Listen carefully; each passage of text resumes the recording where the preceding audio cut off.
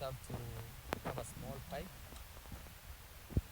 suspend it on the wall, and then we'll be putting the food from the open part up there. Then the food will be going down there, and inside there you'll be able to see the ducks feeding on the food that come through from the pipe. So you can see, this means that at least the pipe still have some food. So this is where you usually put the food. See, I put the food inside here, and then it goes down, and there you can easily be able to see the ducks feeding on the food.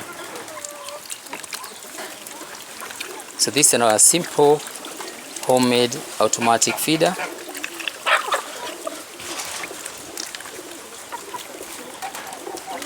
You can see they love it a lot. A simple automatic food feeder. So you can easily be able to tell when the food is finished, because just look up there and then you realize that there is no food inside there, and then you can be able to add more. So the food goes down slowly as the ducks keeps on feeding until it's finished up.